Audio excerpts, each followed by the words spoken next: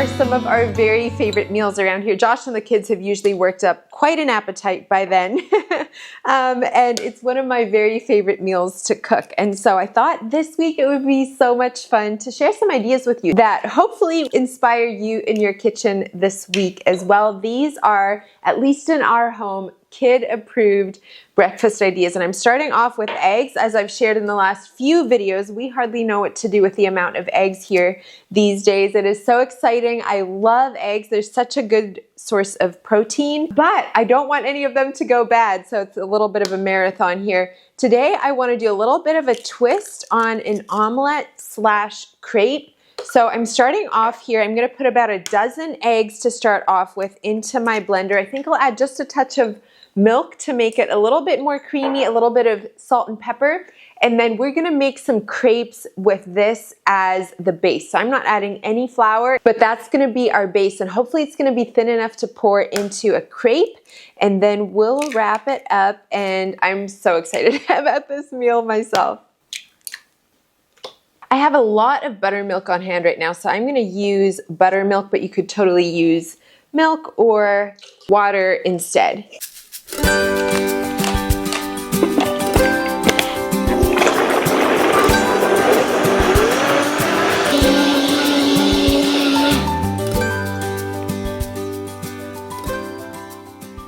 gonna add some avocado oil to my skillet here. I have a pretty good sized skillet, and I'm gonna start with half a cup here of my egg mix for each crepe.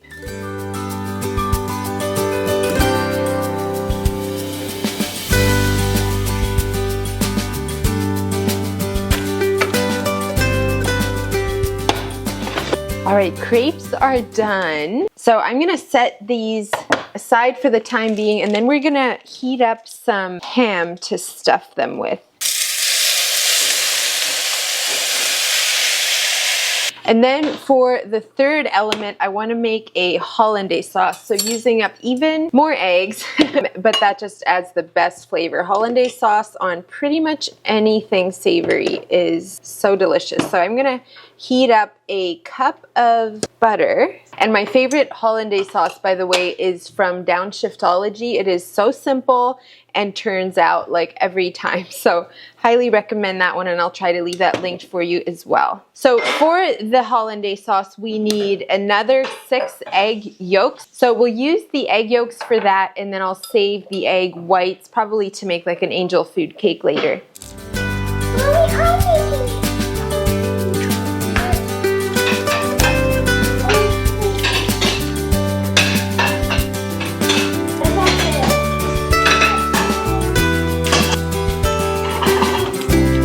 Well, maybe for lunch we could have the leftover ones.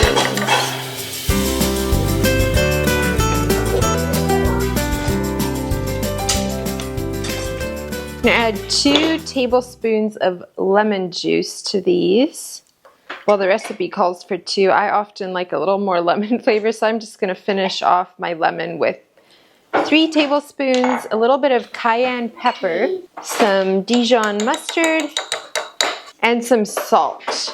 And then I'm gonna throw this back into my mixer while slowly drizzling in the melted butter so that it emulsifies. Okay, the biggest key to getting your hollandaise sauce to emulsify, if you've been having trouble with that, is to have the butter be super hot. I literally want this to be lightly boiling when I take it off the stove, and then I just scoop it into my blender, 1 tablespoon at a time until it starts to thicken.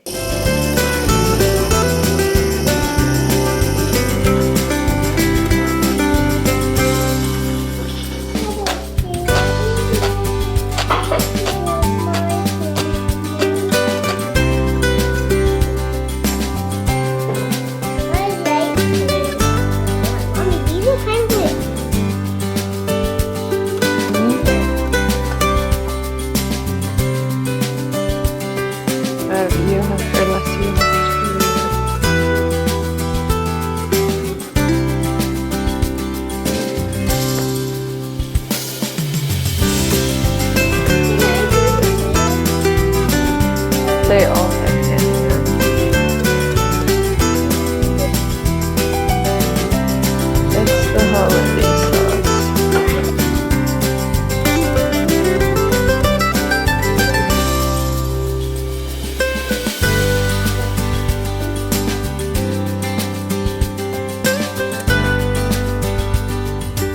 This morning for breakfast, I want to make one of Josh's favorites. He grew up, of course, in Amish country, and so I think this is technically an Amish recipe, but it's one that he loves and introduced me to, so it'll be fun to make that for him again. And to do that, we will be using my pots and pans, of course. You see these in almost every single video, and I'm so grateful that Caraway is sponsoring this portion of today's video. These forever chemicals are a lot more talked about than they used to be. You can actually get sick from these chemicals. You think that, oh, I'm cooking all these home-cooked meals, but you're actually leaching all these toxins into your food through your cookware, and that is something that you definitely want to avoid. And that is one of the reasons that I really love Caraway. They are a non-toxic ceramic cookware, and I've been using these for years and years now. I also have their cast iron set back here that I also love to use. I have their bakeware set. You see that when I'm doing like muffins and things like that. And then also their food storage set, which I have not talked about too much, but one that works so well. Another really fun thing on an aesthetic point of view is that you can get these in multiple different color options. So it's fun when something really practical can also be really beautiful. Each of these ceramic pots is coated with a naturally slick surface and 100% non-toxic. Eggs literally slide out of these. You just need the tiniest amount of butter or oil and they slip right out, which also makes cleanup a breeze. But they are currently running an incredible Mother's Day sale, and I have a discount code that you can stack on top of that. So with Mother's Day coming, this would make a beautiful gift. When you get this entire set, which by the way comes with all 4 of these pans, as well as the organizer it's in, as well as each of them has a lid that matches the pot. The lid set also comes with a storage rack. All of that, you'll get 20% off when you buy that in a bundle, and my discount code actually stacks on top of that. But you can also use that discount code on its own for anything else on the website. So if you're more interested in the cast iron or the bakeware or the food storage, right now through May 11, you can use my discount code ThisGoldenHour10 to get 10% off the entire website, essentially 30% off when you get this specific set. Plus, when you exceed a certain amount, you actually get 2 pieces of the food storage set to go with that. So I hope that helps you out. By the way, happy early Mother's Day while we're talking about it. For the breakfast this morning, I'm gonna be using the Dutch oven. This is where we're gonna cook the creamed eggs in, and then I'm gonna pull the big guy as well. Love this one for pancakes, my all-time favorite pancake pan, and we are gonna toast the bread in here. To start on our creamed eggs, I'm just gonna take a chunk of butter like this to make a roux. Too big. Too big? Yeah. Okay, let's just go like this. Yummers. Okay, my butter is hot, so I'm gonna add in a little bit of flour, stir this in, and then we'll pour in the milk. Just making a basic roux right now. Milk. Okay, we have a nice thick gravy here like this now. So I'm gonna go ahead and add in some pepper. And then normally I would just do some salt. I forgot that I finished off my salt yesterday. So I might see if I have some chicken soup base. We'll add that. And then I like to add a pinch of cayenne. I'll put a little bit more on Josh's toast later because he likes a little bit of heat. But for this main batch, I'm just gonna keep it pretty little for the kids. And then we'll just grab our hard-boiled eggs and slice them up into the gravy. And that's literally all that's to the creamed eggs part. Then we'll take our bread and just toast that in a pan. I love really buttering up bread like this. William helped me put a good healthy layer of butter on those. But I love to toast these in a pan. It is so delicious. So we'll toast these on both sides and then just pour the creamed gravy over top, and that's all there's to it. It is such a delicious kind of alternative to your basic eggs and toast.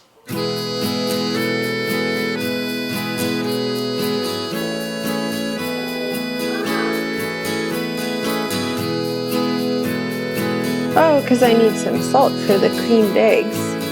Ooh. Egg.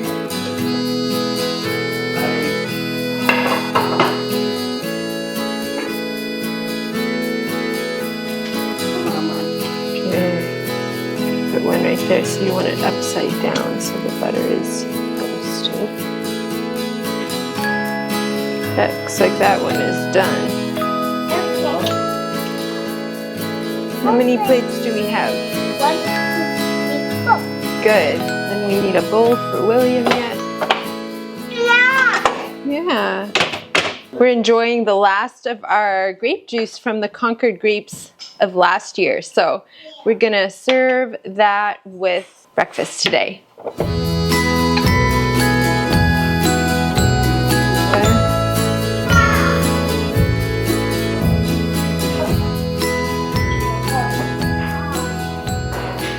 I ended up finding that I had some sea salt flakes, so that gave me the idea to also sprinkle a little bit of this over the top. And I also topped with some of these fresh chives from the garden, which is so exciting to finally have some fresh herbs to pick from again.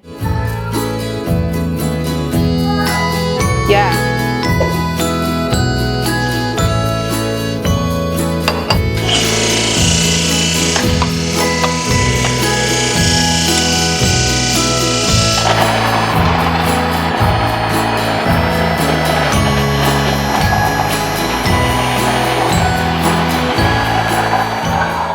It has been months since I made cinnamon rolls, so I thought, what a fun way to start the day.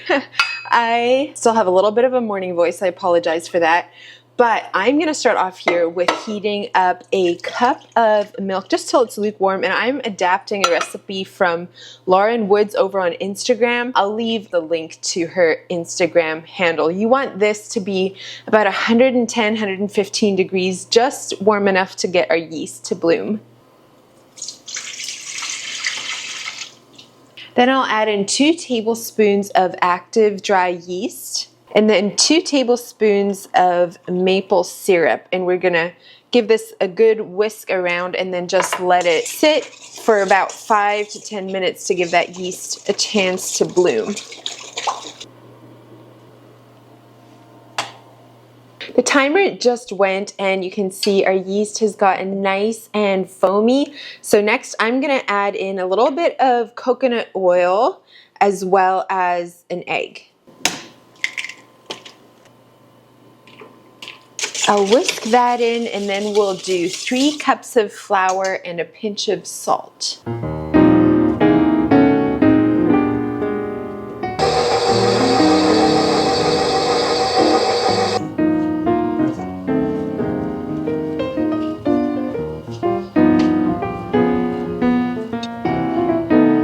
Well, hopefully you can hear me over the sound of my butter churning over there. The dough is ready to be rolled out. I'm gonna roll this to about a 1/4 inch thickness, and then I don't like to use sugar when I roll up my cinnamon rolls, so if my butter is done on time, I'm gonna mix some maple syrup with the butter and spread that over. If my butter isn't done, I might just drizzle some maple syrup before rolling them up.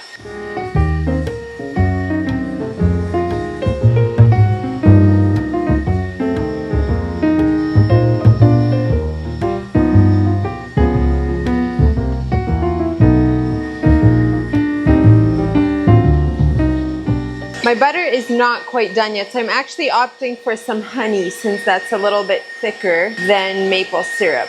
I'm out of cinnamon and vanilla bean paste right now. If I had those, I would mix that in here as well.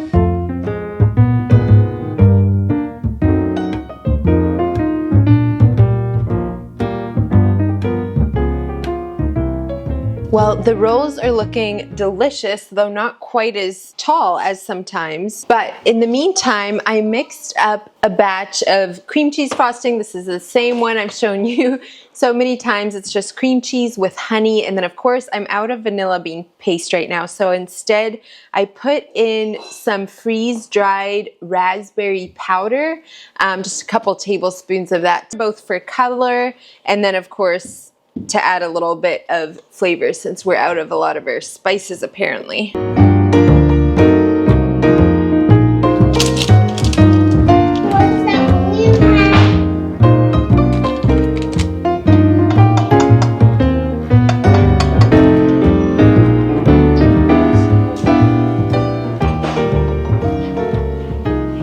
On the menu this morning is another twist on eggs, but one that I've actually really been looking forward to, and that is breakfast nachos. We love pretty much anything with homemade tortilla chips, and so I think this is going to be another big hit with the kids. Started off here just cutting some corn tortillas into quarters, and I have some coconut oil going back behind me here, so I'm going to start off by frying those and seasoning them with some salt.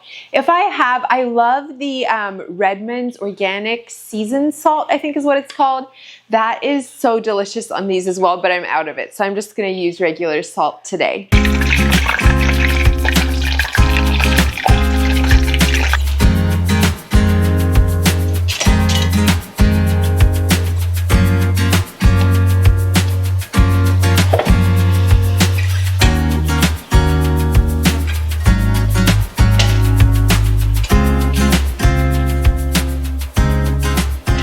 Obviously, there would be so many ways to top these nachos, but I am going to take some sausage. Now, I just like to squish it out of the casing, and that way I have like a ground sausage. This is like a maple breakfast sausage. So I'm gonna layer that on top of my tortilla chips next.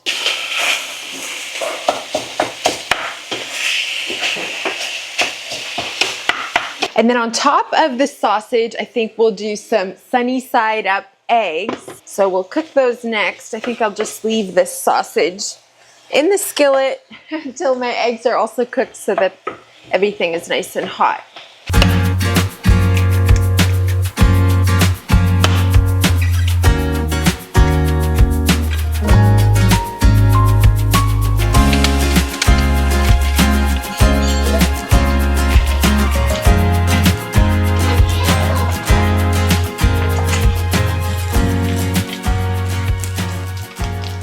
I'm out of so much fresh produce again, but I did have one tomato in the fridge, so I'm going to dice that up finely. We'll put that on top, and then I think we'll also just do some sliced apples on the side to get a little fruit in there. I feel like we've had a lot of protein this week so far, but not so much fresh fruits and veggies for breakfast, so try to squeeze in some of those here as well. If I had some spinach, I think that would be so delicious, lightly sauteed and sprinkled on top of here. I also do have some fresh herbs now coming into spring, so I'll chop up a little bit of those as well.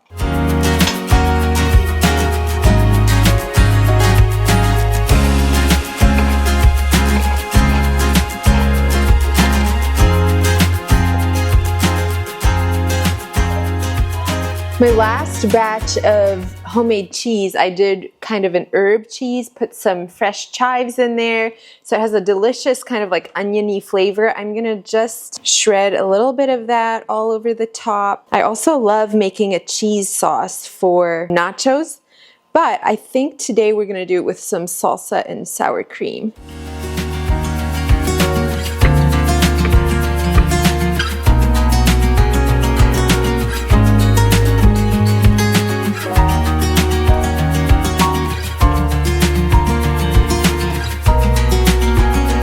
Stock. Yeah, it wouldn't hurt.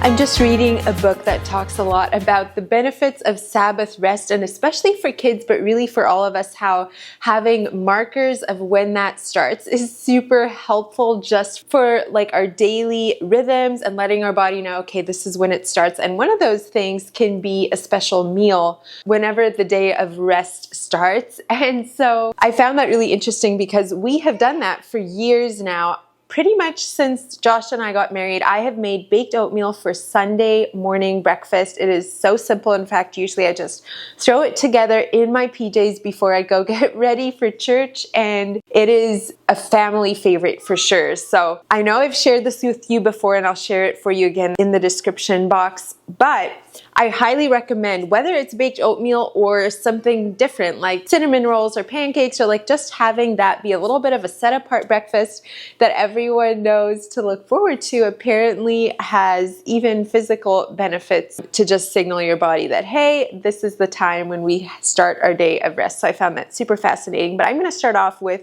3 cups of, usually I do rolled oats. I accidentally bought quick oats this time, so I'm going to use those up. But usually I would do 3 cups rolled oats, and then a cup of milk, about a half a cup of raw honey, and then 2 teaspoons of baking powder, about a teaspoon of cinnamon, a little pinch of salt, and then usually I would have done 2 eggs. Recently I've been throwing an extra egg in there just because we have so many eggs coming in right now.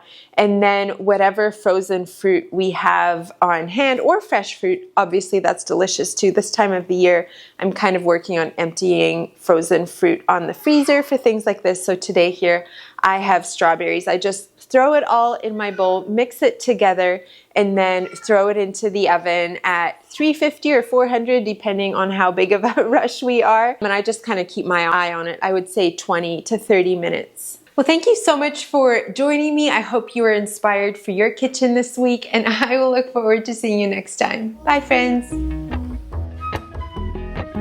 Golden.